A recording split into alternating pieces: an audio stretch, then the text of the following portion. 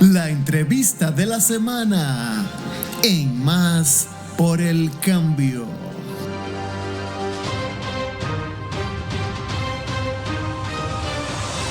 José Leonel Cabrera Abud, Neney, nace en Santiago de los Caballeros, República Dominicana, el 18 de diciembre de 1966. Es un político y empresario dominicano que perteneció al socialdemócrata Partido Revolucionario Dominicano PRD, organización en la que se desarrolló hasta su renuncia el 24 de marzo del 2020.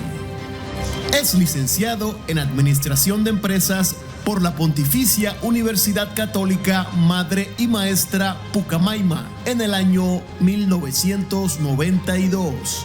Maestría en Ciencias Políticas, mención Administración Pública en la Universidad Complutense de Madrid en el año 2003. El 16 de agosto del 2020 fue designado por el presidente Luis Abinader ministro de Estado sin cartera. También es presidente de la empresa Clippen Global QR e inicia su vida laboral a muy temprana edad en la empresa Industrias Juanas, propiedad de su familia. Y sin más preámbulos, José Leonel Cabrera Abud, Neney. Hoy es Día de la Madre y es un día de júbilo. Y también es júbilo Más por el Cambio, porque tenemos por aquí al licenciado José Leonel Cabrera, Neney Cabrera, quien es ministro encargado de cumplimiento de los objetivos de políticas públicas. Él nos va a decir de qué se trata eso.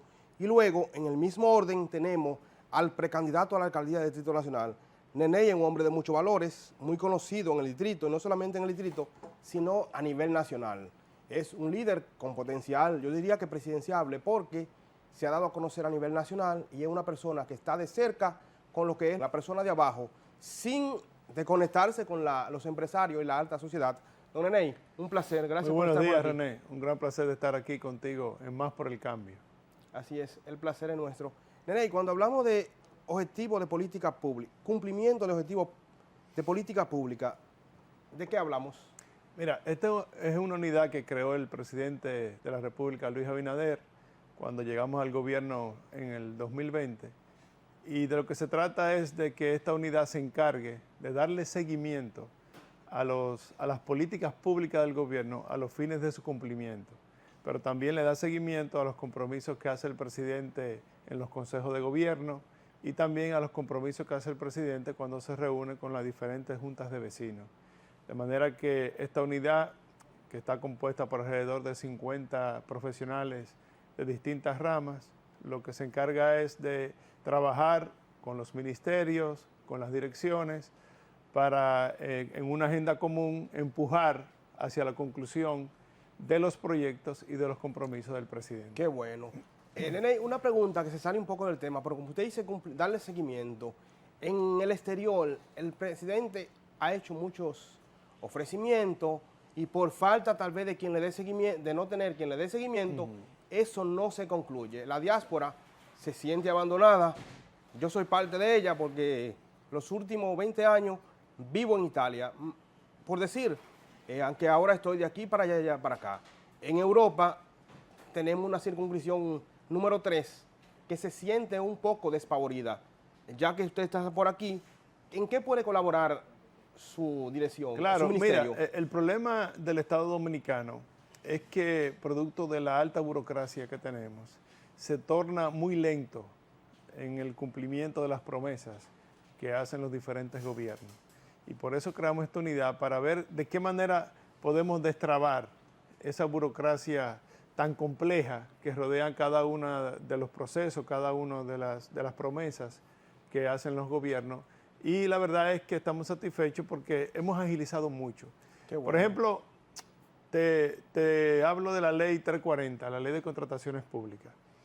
Esa ley, de acuerdo a cómo está ahora, porque nosotros estamos promoviendo una modificación para hacerla mucho más ágil, un proceso para tú poderlo llamar a la licitación, subirlo, adjudicarlo, en ese proceso se te toman por lo menos 90 días. Fíjate que entonces, si tú tomas 90 días para subir un proceso, cuando ya tú adjudicas, más el tiempo que se toma de manera rutinaria cualquier obra de envergadura, estaríamos hablando que prácticamente al año tú pudieras subir 1 o 2 procesos. La propuesta de nosotros ahora es agilizar eso, a ver si lo reducimos a la mitad, a 45 días, para hacer un gobierno mucho más eficiente. El presidente, desde que llegó, prometió al país un gobierno eficiente y burocracia cero. Eso significa que estamos eliminando burocracias que no son tan necesarias para agilizar mucho más la dinámica del gobierno. Claro, eso es cuidando siempre el tema de la transparencia. No vamos a sacrificar ningún control que lleve a mayor transparencia por el hecho de que queremos agilizar los procesos. La idea es agilizar los procesos sin perder el control por la transparencia y la honestidad, la pulcritud con que hay que manejar los recursos del Estado. Qué bueno. En cuanto a los compromisos que se han hecho con la diáspora, es una tarea que estamos conscientes que tenemos que cumplir. Se han dado algunos pasos, hemos tenido que confrontar algunos inconvenientes por esas trabas y esa burocracia que existe en el Estado, pero el compromiso del presidente es, de alguna manera, retribuir a esa diáspora que tanto nos apoya y es tan importante para la vida de la República Dominicana en términos económicos, sociales, porque hay que recordar, a propósito de la pandemia, que uno de los pilares que nos permitió sobrevivir en términos económicos a los embates de la pandemia del COVID-19 fue precisamente la solidaridad de la diáspora dominicana para con sus familiares en República Dominicana. Y como todos los países, por ejemplo, Estados Unidos, establecieron subsidios especiales a los habitantes, cuando le llegaba ese dinero a los dominicanos que viven en el exterior, parte de ese dinero, gran parte de ese dinero, ellos lo remitían, lo remesaban hacia la República Dominicana a sus familiares. Y eso pudo entonces sostener la economía dominicana. De manera que nosotros reconocemos en su justa dimensión todos los aportes que hacen los dominicanos que viven en el exterior, y es una obligación del Estado dominicano y sobre todo del gobierno del presidente Luis Abinader retribuir de alguna manera esa gran ayuda que nos dan los dominicanos. Mire, aquí me escribe Juan Sánchez, que yo entiendo que no es John, porque John es secretario general de la Nacional de Estados Unidos, me dice, si nos coge tarde, son casi 3 millones de votos, y si se vota con furia, se puede decidir las elecciones. Así es. Dicen ellos, dice Juan Sánchez, me dice que vive en Estados Unidos, sí. Precisamente en Manhattan. No es John Sánchez, creía que era John Sánchez, que es secretario general de la sesión a Nueva York y es encargado de pasaporte en Nueva York. No es Juan Sánchez, que creía de inicio. Nerey, para mí es un placer tenerlo por aquí, y ya que usted nos aclaró de qué se trata, su función como ministro, es bueno tener una persona como usted que le pueda dar continuidad, seguimiento a lo que son los ofrecimientos, la promesa. Pero en otra parte, el Distrito Nacional, que tiene 3 circunscripciones, donde yo soy de la circunscripción número 3, existe la 1, la 2, usted aspira a dirigir la alcaldía. Y para mí, y para muchos dominicanos o municipios del distrito, es un placer. Háblenos de su candidatura. Mira, esta idea de yo asumir la precandidatura a la alcaldía del Distrito Nacional nace a propósito de lo expresado por el expresidente Hipólito Mejía de manera pública, en el sentido de que... Un saludo para don Hipólito. Claro, que nos da seguimiento. Un abrazo para él. Precisamente tengo un almuerzo en el día de hoy con él. Ok, me lo saluda. Claro, con muchísimo gusto. Bueno, el presidente Hipólito Mejía expresó públicamente hace apenas un mes de que ya él entendía que su hija Carolina Mejía había concluido con su etapa de ser alcaldesa del Distrito Nacional, y que ya Carolina debía ocupar y dedicarse a otros temas y a otras funciones.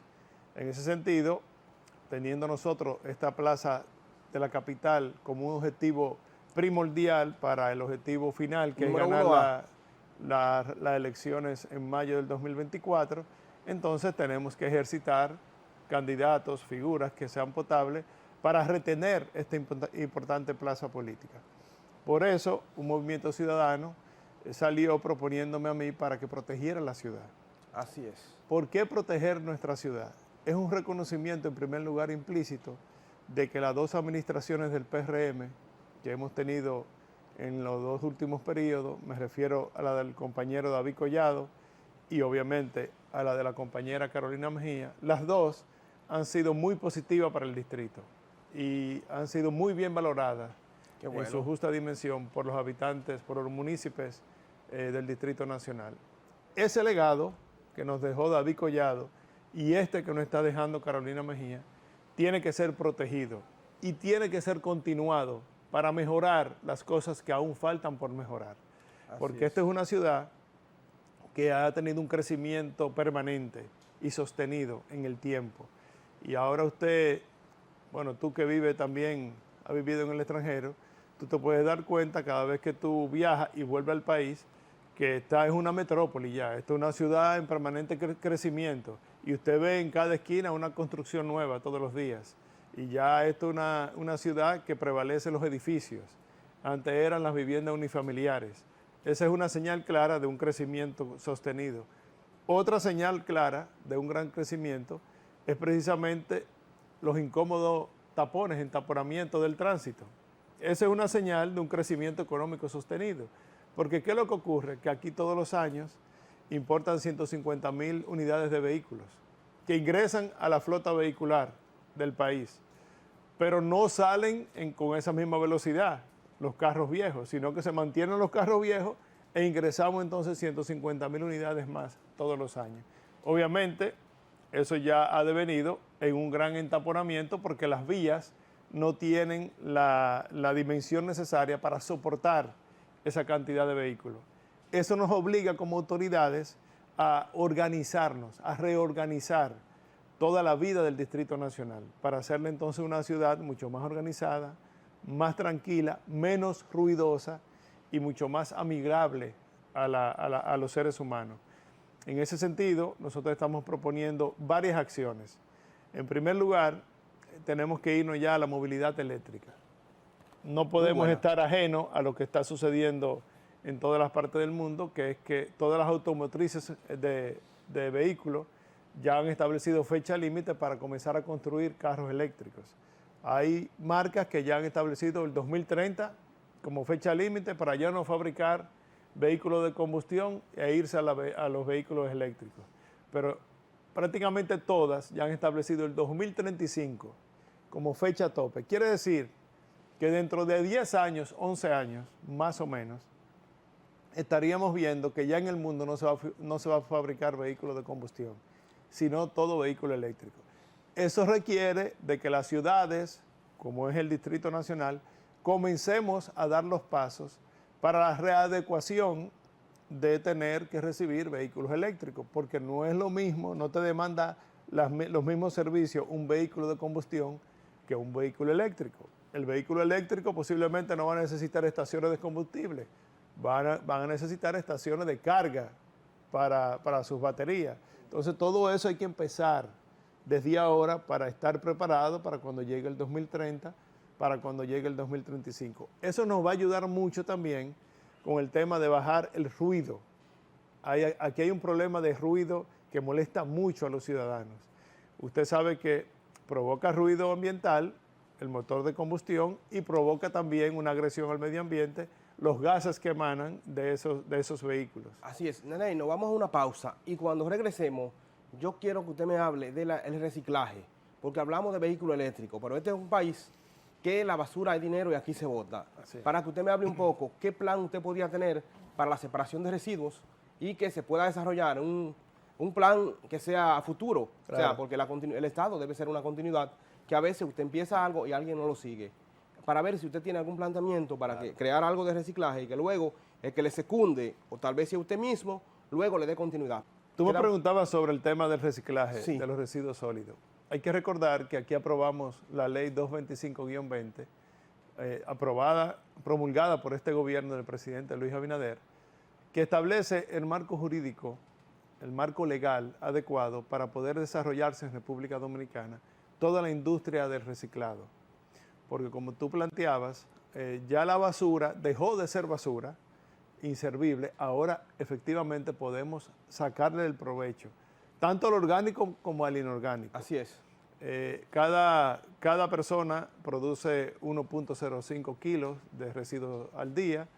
Aquí en el Distrito Nacional se producen alrededor de 1.200 toneladas diarias de residuos sólidos urbanos que tienen que ser recolectados por la alcaldía. En primer lugar, nosotros estamos planteando que los camiones recolectores del Distrito Nacional sean también eléctricos. Ya debemos dejar atrás esos camiones de tartalado, de combustión, que contaminan el medio ambiente y también producen muchísimo ruido. Pero también estamos planteando irnos de manera definitiva a la recolección nocturna. Así es, excelente. Claro, para evitar o ayudar a descongestionar el entaponamiento durante las horas diurnas. Estaríamos hablando de que vamos a arrancar a recolectar a partir de las 6 de la tarde hasta las 6 de la mañana. Claro, eso conlleva a que tengamos que habilitar el vertedero de Duquesa para que pueda recibir los camiones en la madrugada, porque actualmente Duquesa cierra sus operaciones a las 11 de la noche y abre a las 6 de la mañana, y por eso es que ha sido imposible la recolección nocturna. Pero que también tenemos que nosotros empezar aquí en el Distrito Nacional a la disposición diferenciada en los hogares de los residuos. Así es. Quiere decir que la alcaldía va a concientizar a la ciudadanía de que comencemos a separar en nuestros hogares lo que es los residuos orgánicos que vienen a partir de la comida, de los residuos de comida. Vamos a disponerla en una funda negra, y los residuos inorgánicos, que son los envases de plástico, de cartón, de papel, vamos a disponerlo en una funda azul, para que cuando usted saque esas dos fundas para que sean recogidas por los camiones, ya vengan diferenciadas. Entonces los camiones van a saber que la funda negra son los que van para el vertedero, que son los orgánicos, y la funda azul pueden ser reciclados en la industria del reciclaje. Y ahí podemos entonces insertarla en la cadena de valor a través de lo que se llama la economía circular, que es lo que está ahora mismo, es el modelo que se está implementando a nivel mundial, porque definitivamente tenemos que reinsertar, reusar, reintegrar a la cadena de valor todos esos artículos que nosotros consumimos. No hay manera de que el mundo se sostenga si no se hace esa reinsertación, porque ¿a dónde van a parar actualmente todos esos residuos inorgánicos? Bueno, al mar. A los ríos, a las cañadas y finalmente al mar. Hay una isla en el Pacífico que es del tamaño casi ahora mismo es como del tamaño de Puerto Rico, llena de plástico. Y eso ya entonces ha agredido a toda la vida marítima de los océanos. Y eso es un tema que ya está siendo tratado por todos los países del G7, incluyendo las Naciones Unidas, que ha establecido ya por ley que los países, los grandes productores de envases, tienen la obligación por ley, en países ya desarrollados, sí, de hacer sus envases con al menos el 30% de material reciclado. Así es. Pero, por ejemplo, en Canadá se está empujando una legislación que obligaría a que ese 30% se vaya al 50%. Quiere decir que si usted va a hacer una botella de plástico, la mitad tiene que ser de material virgen, pero la otra mitad tiene que ser de material reciclado.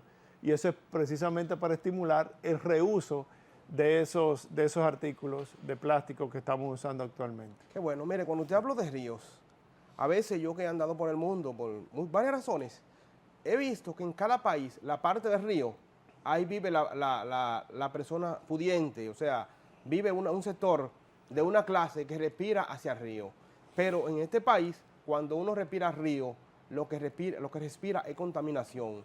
Y yo siempre me he llamado la atención porque tenemos el Isabel ahí, que luego se convierte en Usama, y cuando... Que es una ribera lindísima, que si la pudiéramos rescatar ahí, fuera lindísima, claro. ¿Qué usted nos puede decir de ese río? Mira, ahí ya esto es una intervención del gobierno central, porque la alcaldía no tiene la fuerza económica. Sí, pero se puede hacer en conjunto. En conjunto. Lo que quiero decirte es que ya hay aprobado un financiamiento de $200 millones que se está haciendo a través del Banco Centroamericano de Integración Regional para el saneamiento, tanto que se ha hablado del saneamiento del río Sama. Finalmente, en esta gestión del presidente Luis Abinader, ya ha sido aprobado un préstamo de 200 millones de dólares destinado al saneamiento definitivo del río Sama. Qué bueno. Esperamos que eso comience a ejecutarse, ese trabajo inicie a partir de enero del año 2024.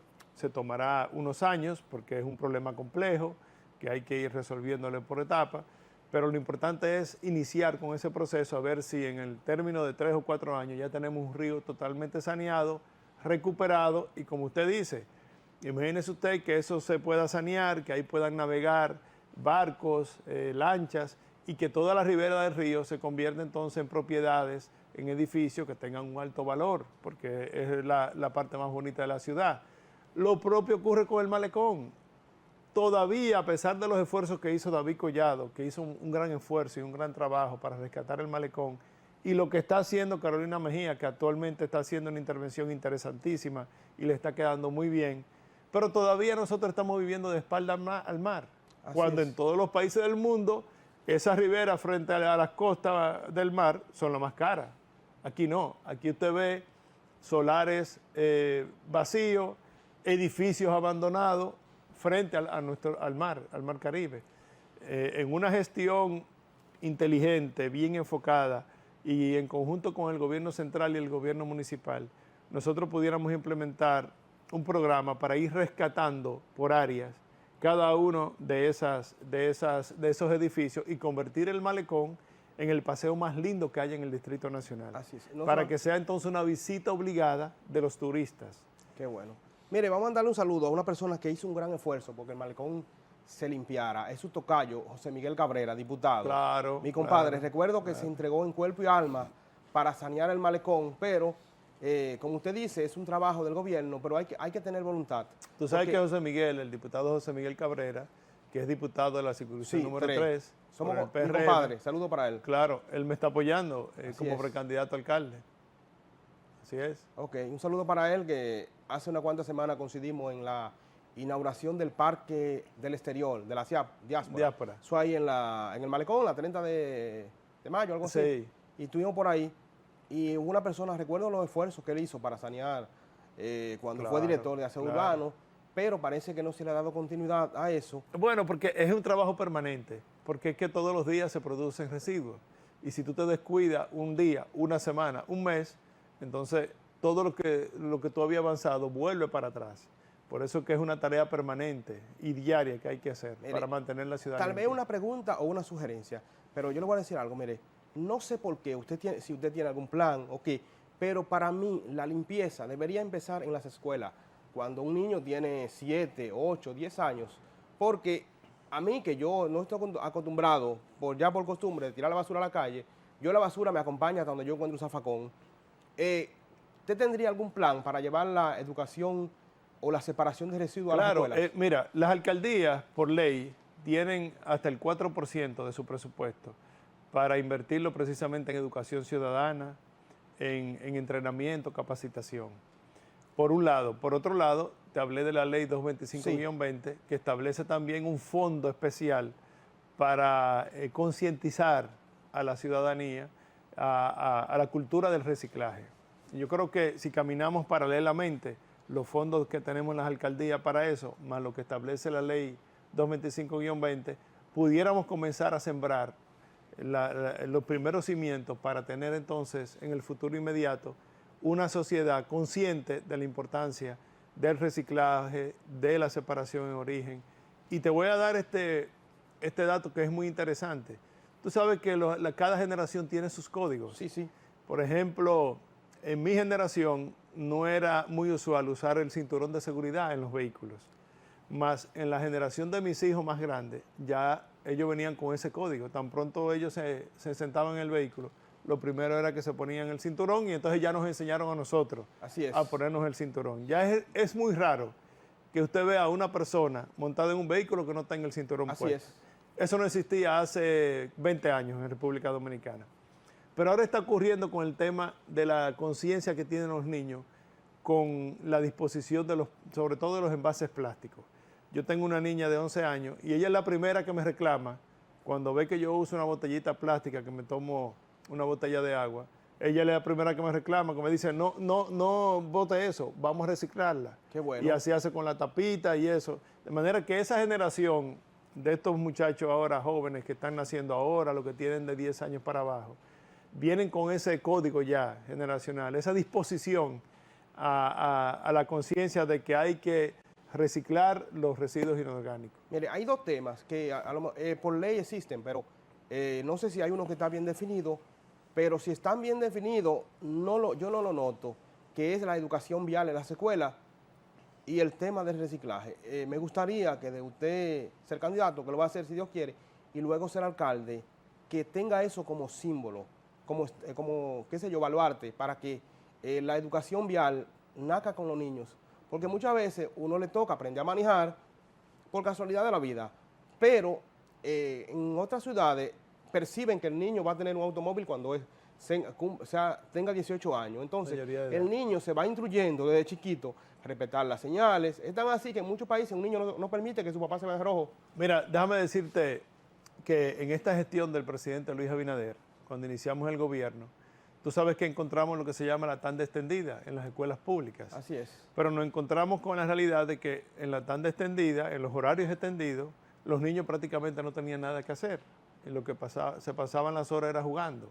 Entonces nosotros establecimos, a través del Ministerio de Educación, que para dar charlas y cursos especializados, entre ellos la educación vial. Qué bueno. Ya se está impartiendo en las escuelas públicas, en los horarios extendidos, la educación vial, que es muy importante. Sí. También tengo que resaltar un esfuerzo que está haciendo el sector privado a través de la IRD, que se llama NUBI, que es un conjunto de empresas, ahí hay más de 80 empresas privadas, que están teniendo una iniciativa de comenzar a enseñar a los niños en las escuelas y en los colegios para la importancia del reciclaje. E inclusive ellos disponen de contenedores en las escuelas para que los niños puedan disponer de los plásticos sobre todo y del cartón, en esos contenedores especiales. AIRD, vamos a dominicanizarlo a esos dominicanos. Esa es la Asociación de Industria de la República Dominicana. Sí, yo la conozco, pero que en Europa hay unos dominicanos que a veces exacto. No hay que descifrar las cosas bien, desmenuzarlas, como decía. Es la Asociación de Industria de la República Dominicana. Qué bueno. Mire, cuando uno dice que los niños se le está enseñando la tanda extendida y esas cosas, fuera bueno, el presidente está haciendo un gran esfuerzo, pero fuera bueno que se le agregara algo, alguna materia al currículo o las materias que se le dan a los estudiantes. Porque yo visité una escuela en estos días con un propósito de llevar una charla y me encontré que estaban todos durmiendo en el piso. Y en son tandas el horario extendido. Fuera bueno que se le incluyeran, como usted dice, educación vial. Claro. Reciclaje, otro tipo de iniciativa también, sí, porque no solamente vial. Cualquier cosa, porque es bueno que descansen, pero una tanda extendida para dormir no le veo sentido. No, claro. O sea, ya el presidente yo sé que está haciendo un gran esfuerzo, pero fuera bueno que hicieran énfasis en eso. Mire, ya estamos llegando casi a la etapa final, usted sabe que... Que es bueno decirte que así como se planteó la educación vial en los horarios extendidos en las escuelas, cuando yo estaba en PROPET, en los proyectos especiales de la presidencia, nosotros planteamos al MINER que también incluyéramos en ese horario extendido la capacitación y entrenamiento para el reciclaje. Qué bueno. Y la verdad que fue aceptado, pero entonces ahí vino el cambio de ministro y eso se quedó un poco en el aire. Pero la idea era esa, que esos horarios se dedicaran a cursos especializados para que los niños comenzaran a escuchar y a aprender en cada uno de esos temas. Qué bueno, mire, llegamos al final. Ahí que usted dice que fuera bueno que incluyeran también los símbolos patrios, que vuelva lo que es aprenderse el himno, conocer nuestros padres de la patria y conocer nuestros líderes, porque somos un país a veces que estamos de espalda, qué sé yo, a nuestra historia. Cuando uno va a un país, los de allá se saben, lo digo por mí, que yo gracias a Dios leo un poco y a veces defiendo a algunos dominicanos porque por la razón que sea, no tuvieron oportunidad, desconocen nuestra bandera, nuestra identidad. Mira, yo te voy a decir cómo a mí me enseñaron el himno nacional, porque es que ahora la tecnología tiene sus cosas muy positivas, pero también tiene cosas negativas, claro. No aleja y no ahora la costumbre en las escuelas y en los colegios es que el himno nacional suena a través de un instrumento, de unas bocinas, de un instrumento tecnológico. Antes, cuando yo era estudiante, a los estudiantes nos obligaban a cantar el himno a capela en la fila antes de iniciar el día. Y entonces tú estabas obligado a aprenderte el himno porque tenías que cantarlo todos los días de lunes a viernes. Esa es una manera que se pudiera rescatar. Qué y bueno. es muy fácil porque te obliga a aprenderte el Y himno. déjeme decir algo, hay artistas que son artistas, Nini Cáfaro y un sinnúmero que Cantando. se dieron cuenta de su potencial. Potencial. Porque el profesor le dijo, Así está es. Nini Cáfaro, no Ahí se me di puede. cuenta yo que Vinicio iba a ser un mal Franco. cantante también. Ok. Cantando el himno. Bueno, Nene, usted sabe que esto es más por el cambio. Con René Tavera llegamos al final. Muchas gracias. El presidente se merece 4 más. Muy agradecido. Eso estamos claros. Dígale al distrito por qué votar por Neney y por qué acercarse a Neney. ¿Dónde Mira, seguirlo en debo las redes? concluir de la siguiente manera. En primer lugar, reivindicando la oportunidad que le debemos dar a nuestro presidente Luis Abinader de presentarse a una repostulación. Y es gracias al gran desempeño que ha tenido como presidente, ha acumulado los créditos suficientes como para merecerse una repostulación. Yo he dicho, es el mejor activo político del país y por consecuencia es el mejor activo político del PRM. Me parece que si los PRMistas queremos permanecer en el poder, la mejor ficha, la mejor carta de presentación que tenemos definitivamente es el presidente Luis Abinader y por eso, en mi caso y en el caso de todos los colaboradores que me rodean, estamos trabajando de manera decidida y permanente para que esa repostulación sea un hecho en la República Dominicana. Así será. En cuanto a mis aspiraciones, estamos ahora prácticamente culminando el primer mes de esta iniciativa. Vamos a seguir trabajando. La idea que tiene el PRM es definir el método de elección del candidato el próximo mes de julio y estamos confiados de que con la ayuda de Dios y el apoyo de los compañeros del PRM, nosotros vamos a ser el candidato oficial del PRM para la alcaldía en febrero del 2024. Así es. Nos despedimos y un placer tenerlo por aquí. Esperamos tenerlo ya cuando sea candidato y las puertas están abiertas. Muchas gracias, para cuando René. usted tenga cualquier tema de primicia, Claro. cuando lo quiera Vendremos por visitar, aquí, no hay estamos a problema. la orden. Muchas gracias. Pausamos.